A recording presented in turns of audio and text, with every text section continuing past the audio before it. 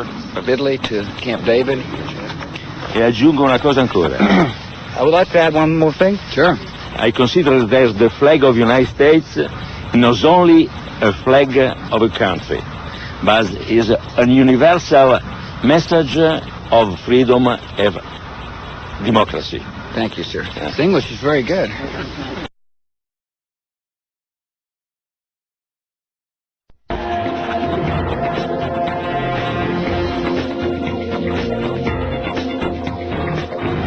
La fête nationale et le Te Deum à la cathédrale Saint-Michel et Gudule rencontrent sur place avec Yves Le Terme, le probable futur Premier ministre qui a une version toute personnelle de l'hymne national belge.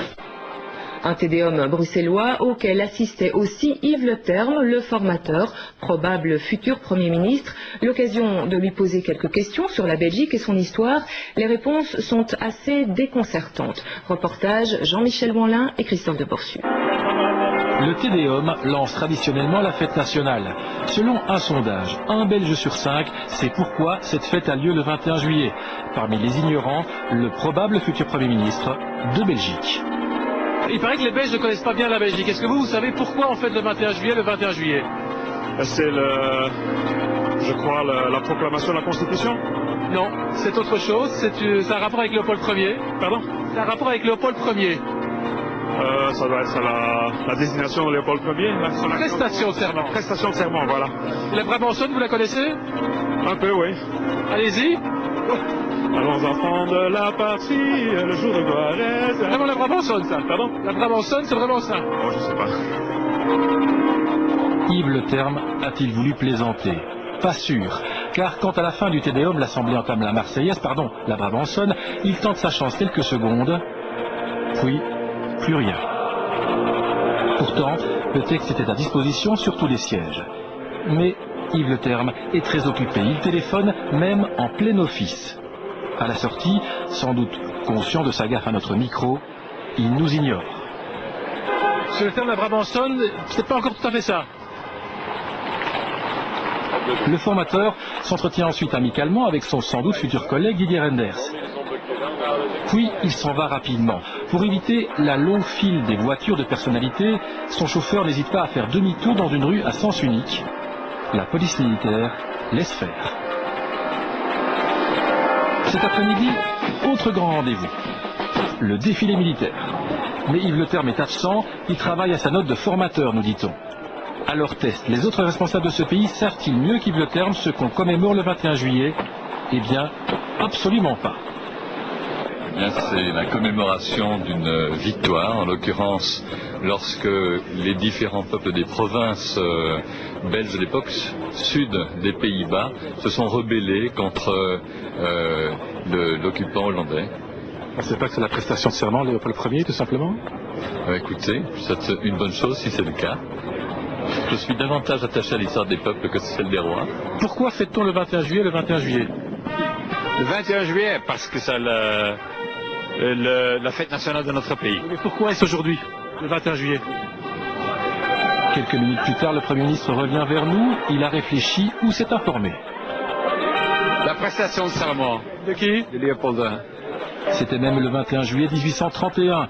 La Belgique est sans doute le seul pays au monde où les principaux dirigeants ont du mal à dire ce qu'on célèbre le jour de la fête nationale.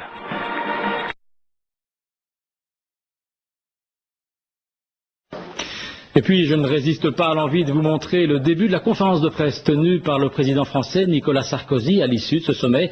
Il sortait d'un entretien avec son collègue russe Vladimir Poutine et apparemment, il n'avait pas bu que de l'eau. Mesdames et messieurs, je vous demande de bien vouloir excuser mon retard, qui est dû à la longueur du dialogue que je viens d'avoir avec M. Poutine. Qu'est-ce que vous préférez, que je réponde aux questions? Alors, y a-t-il des questions? Allez-y. Oui.